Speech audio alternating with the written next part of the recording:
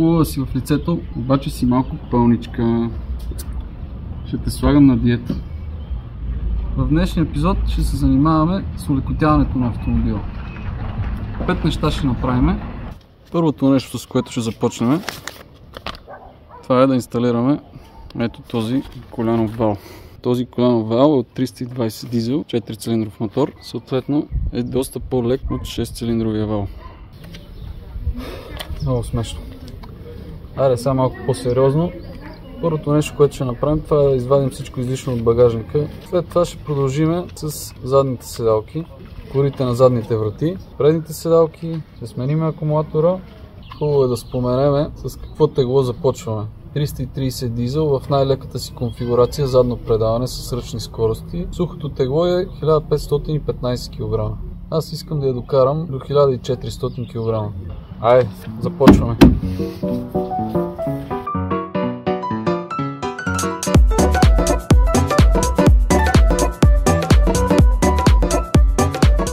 Готови сме с багажника. Ето го как изглежда. После ще премериме частите, да видим колко сме олекотили от него. Продължаваме с второто нещо, седалките.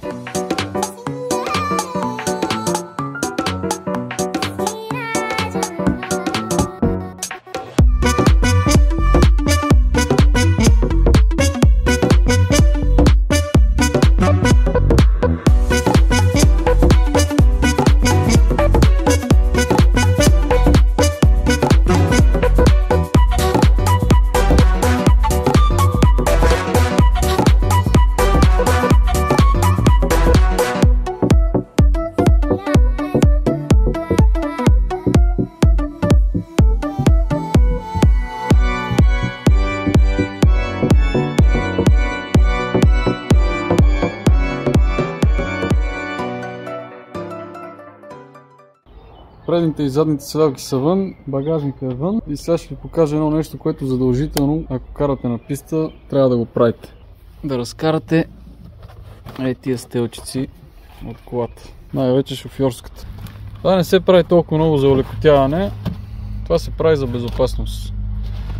Като карате на пистата, от големите ускорения, изпирания и така нататък, стелката започва тук да играе. Може да ви натисне газта, може да ви подпре долу под спирачката. Просто не ви трябва тази стелка. Махнете я. Нищо няма да му стане на мокета, ако покарате няколко обиколки без стелка. Ще си пуснете после една пръхсмокачка, не е фатално. Сега ще сложа и задните кори на вратите и те също са излишни.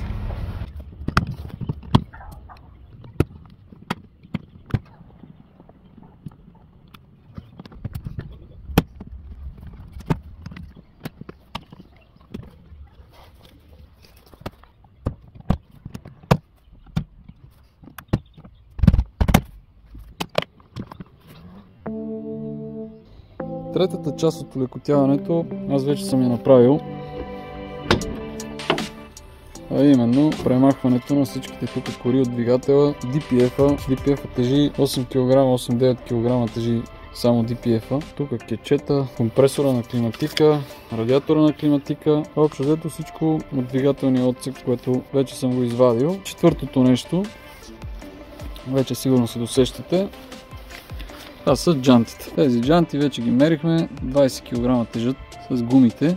На фона на старите джанти, които бяха 24 кг, това са 4 кг разлика, общо 16 кг и то въртяща се маса. Петото нещо, което ще направим за олекотяване, това е да сменим акумулатора. Ето оригиналния акумулатор. Доста е голям, доста е тежък. На нас не ни трябва толкова голям и тежък акумулатор. Затова ще го сменим с по-лек акумулатор, който обаче още не съм набавил. Утре ще ходя да го взема и ще ги премерим двата, да видим каква е разликата. Ето как изглежда салончето ни в момента.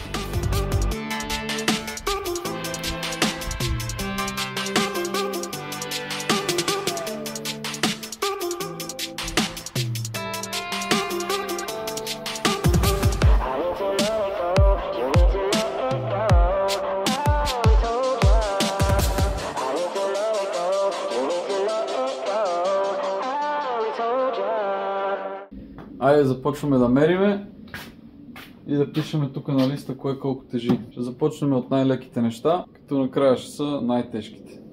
Колко ще тежат тия стелки? Я да видим. Стелките 2,1 кг. Следващото е корите на багажника. Как ги измерят тия кори?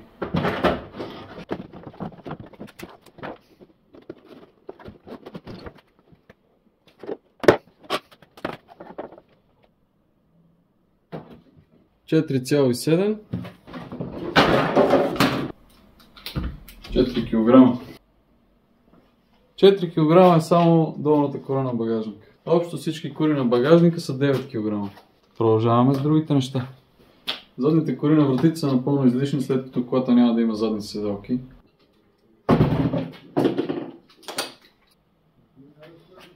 ,3, значи 5 кг. 5 кила!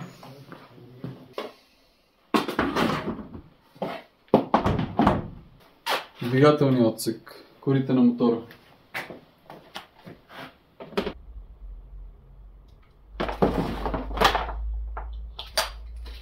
Колко мислите, че тежат корите на мотора? 4 кг от моторния отсек от корите. Отделно преди това бяхме измерили климатика с компресора и радиатора на климатика и тръбите. Бяха 8 кг. DPF, който е свален, е 10 кг, само че после е сложен даунпайп. Даунпайп е 2 кг. Фактически 8 кг имаме олекотяване от DPF и 8 кг от климатика, 16 кг. Айде за скрап. Дъното на задната седалка. Колко мислите, че тежи?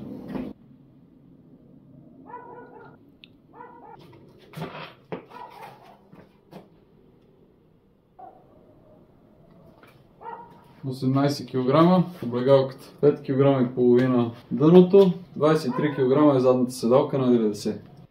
И накрая най-съществената част, шофьорската и пасажирската седалки. Това е седалката, с която съм карал до сега. Оригиналното Recaro, не 90, механично. Това е възможно най-леката седалка. Без кожа, без електрически мотори, без подгрев. Това е възможно най-леката заводска седалка. И въпреки това е доста тежка. Затова аз съм си набавил ето тази красота.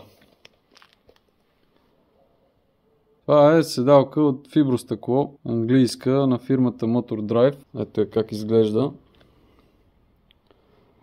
Направена е от фибростъкло.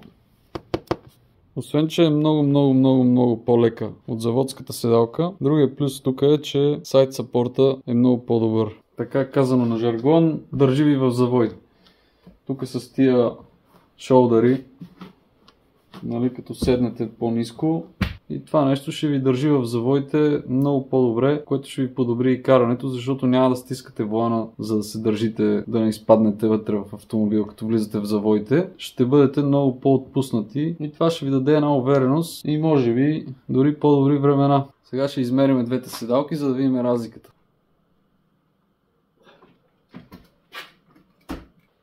24,4.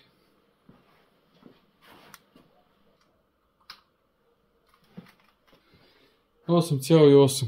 Двете предни седалки 50 кг. Мотор драйвите са по 9 кг, значи 18. 32 кг разлика от предните седалки. Общо всичко е 91,5 кг. Само че не сме сметнали джантите. По 4 кг на колело, значи още 16 кг. 107,5 кг олекотяване. Горе-долу сме там. Заводски 90-ката тежи 1515. Ние сме извадили от това нещо 107,5. Слагам ги 108, защото той има и други дреболии, където не съм ги мерил разни болчета и тъпотии. И тук по тия сметки излиза, че 1407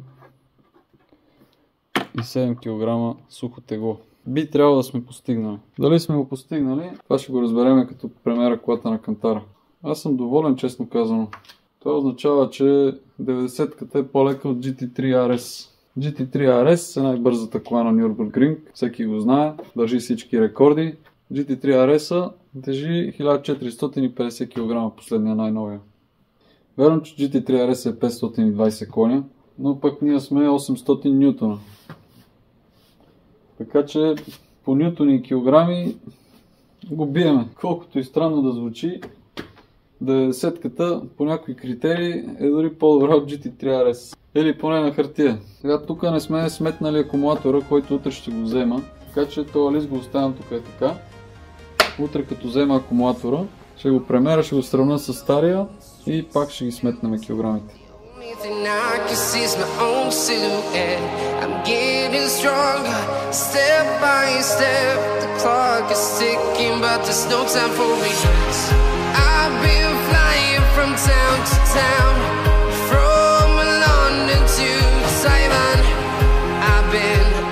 За акумулатор съм избрал ето тази Optima. Хубавото при Optimите е, че имат много силен пусков ток в малък размер акумулатор. Този акумулатор е 44 А, пусковият ток му е 730 А. За сравнение, оригиналният акумулатор, който е 80 А, пусковият ток му е 700 А. Optimът има по-силен пусков ток от 80 амперовия оригинален акумулатор. Другото хубаво нещо при Optimата това е, че е гелова. Защо е хубаво да карате с гелов акумулатор? Защото колата е стрипната, интериора е стрипнат. Реално акумулатора седи в багажника. При евентуален инцидент на пистата, ако нещо стане и акумулатора се пръсне, си представяте какво става с тази киселина, ще се...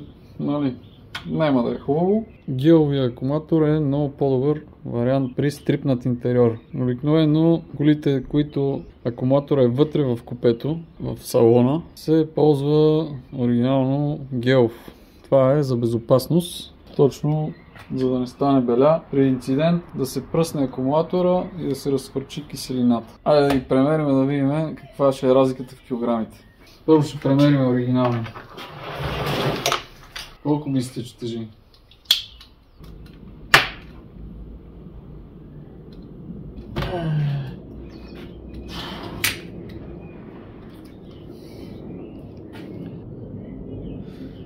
$24,6.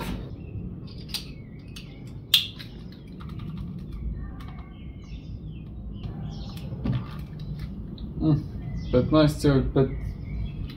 Що 15,5 бе? Трябваше да е 14 кг. Толкова. 15,4 кг. 9 кг разлика в теглото. Аз очаквах да е 10, честно казано. Ама не. Даваха го по каталог 14 кг, че тежи. И сега ми е малко тъпо. Прави бак с 1 кг. Но е много по-лек, много по-лек. Това си 10 кг, това си е много нещо.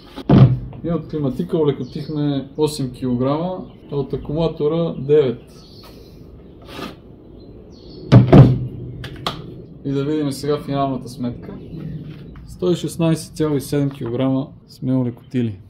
И отиваме на 1398 кг сухо тегло.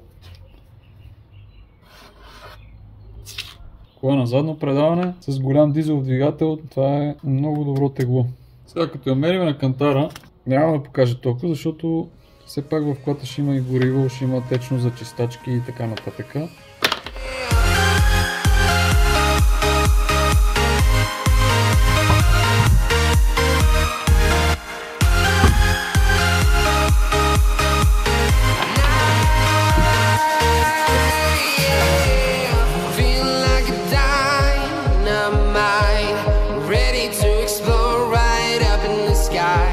Така ще бъде за сега, докато му измисля по-добро решение. Защо го мръднах малко по-назад? Понеже този акумулатор е по-малък и идва много напред.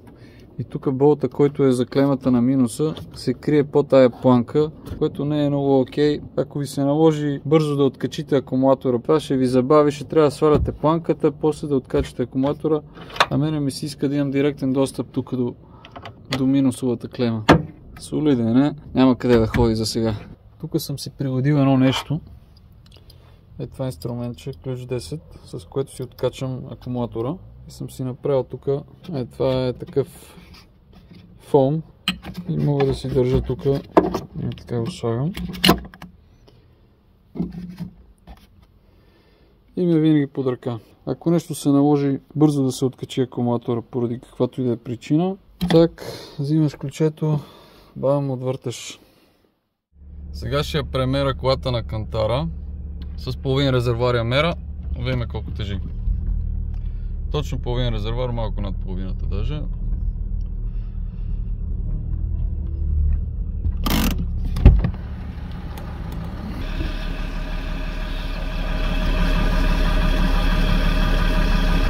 1460 кг с 30 кг гориво.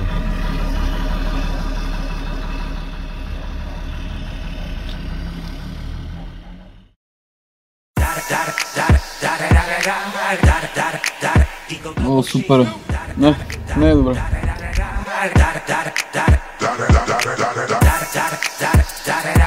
Ето това тук на рамената как държи, реално тото държи в завоите. By them all, yeah, I'm burning it up. DPGC, you should be turning it up. CBT, LBC, yeah, we hooking back up. And when they bang